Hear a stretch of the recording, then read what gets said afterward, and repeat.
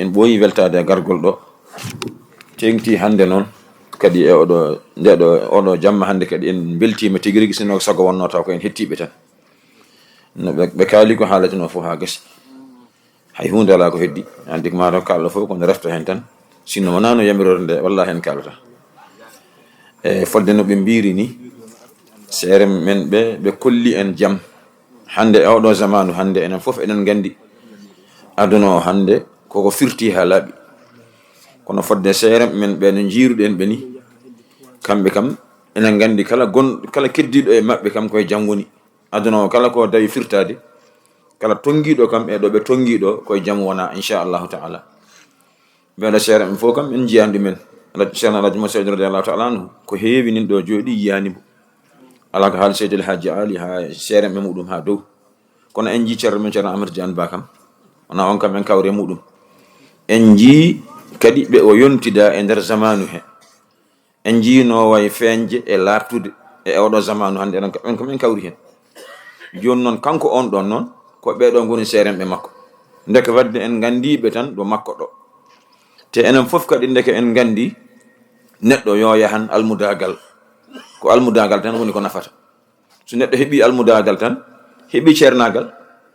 kono neɗɗo wawa wonde ceerno tawa wona almudo ko almudagal tan woni ko dartete sen ƴeewi kanko oɗo jeeyaɗo Allah mbo garɗen ɗo hande barkinorade Seydi El Hadji Ali Thiam en nani almudagal makko e ceerno Aliyu mun Ismaila de wona won ceerno makko en nani no wano toon ko almudagal ndeke neɗɗo kala ko dartanno aduna e lahara ko yo dartu almudagal fofo ko nelaɗo Allah sallallahu alayhi wa sallam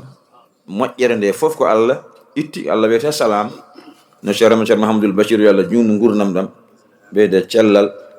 ɓeyda hattan Allah walli alhamdulillahi rabbil alamin Seydi El Hadji Mouhamadou Saïd no haalirta ni kanko ne Allah rokkimo gonɗon felo ko haaliyanke ko haalta ko deeƴa haqqillaji somo haala yiɗo taw deeƴa joni noon en gandi ko ɗum ɗo ndekka ko almudagal tan woni ko nafata almudo sono yiɗi dadde e dañje yo jogo ceerno jettiɗo Allah ceerno ne daɗal mum ko tongade e deftere Allah e sunna nelaɗo Allah sallallahu alayhi wa sallam annene an almudo sa ari a tongima e on ceerno a daɗi aduna a daɗi lahara a dañi aduna kadi a dañi lahara sabi ko seyɗaneji gone e nder oɗo aduna seyɗaneji jinneji e seyɗaneji yimɓe toujours neɗɗo so ari wina wando ma ina yiɗi nawdema yimba ham yaham wayno ceernam sa yeehi to ceerno ma a tawtatamo ɗon tawata ko yeehi amba andi ceerno o kañum kam jaɓata waɗede tiriyan kono sa jogaki ceerno tan a dañi haaju e oɗo zamanu hande ndeke on jii mawɓe men ɓe fof ɓe tongi tan koye almudagal goto fof yo yahan almudagal ɗum tan woni ko nafata oto yahan ceernagal sa yahani ceernagal a wona a jettoytoɗo feccinani ni jahanta tan ko almudagal joni noon kala ɗo gonɗen eɗen gondi e seeremɓe men ceerno o so itti neɗɗo o waddi e ma no ceerno men oɗo haalirɗo joni ni addi caɗɗele ɗe tan ko yawde Iblis nde wiya yo sujjan baba Adama o yiyani Allah jamirɗo o yii ko Adama o ko min ɓuri ɗum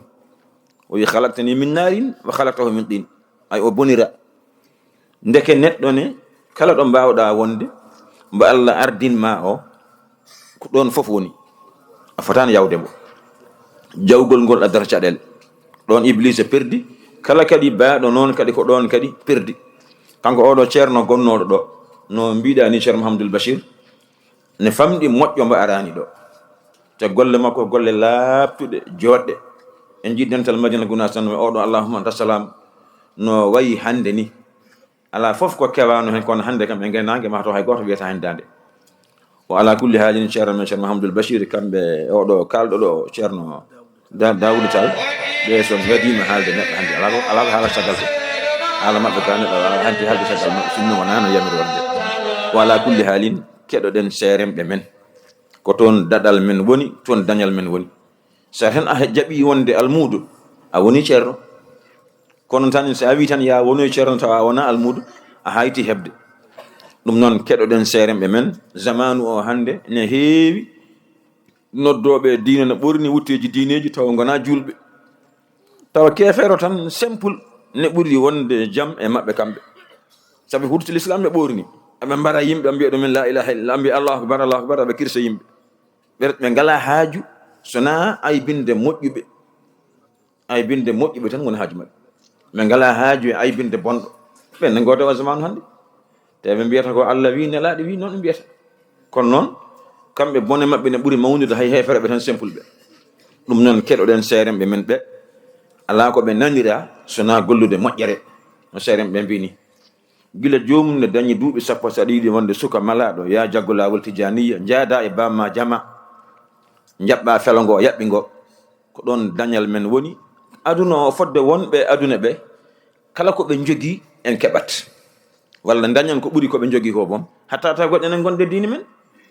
kono sa wi joni ya yeebo diine ma ya abbo aduna ɗum ko riddude mbeelu mum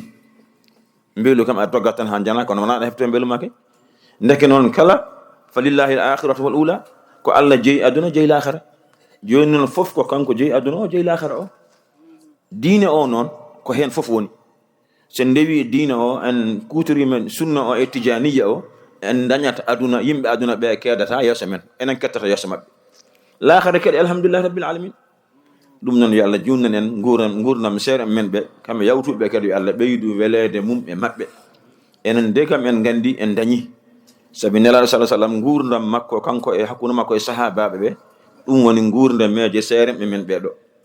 hen goto foof lomti ko nelaɗo Allah sallallahu alaihi wasallam felo e felo Allah addinimo kadi almuɓɓe lomti sahabaɓe felo e felo yo Allah heddu ene ɗum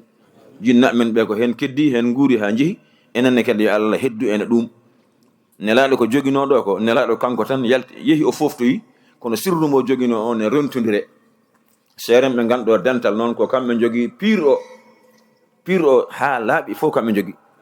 kala jaɓɗo tongade e mabɓe dañi daɗi neɗɗo ɗum tan yiloto yo Allah dandam yo Allah rokkam fof noon ne heeɓo e ngal ɗo dental ɗum noon yo Allah heddu en hen oto Allah hollu en goɗɗum yo Allah hollu en ɗum ɗo o hedda en hen yo Allah addu en ɗo kadi duuɓi kewɗi limtinde eɗen ñaagui Allah kadi yo Allah waɗan en ɗo godorong ha eɗen ñaagui ɗum Allah no fewi waɗa ɗo ndiyam waɗa ɗo jeygol ha timma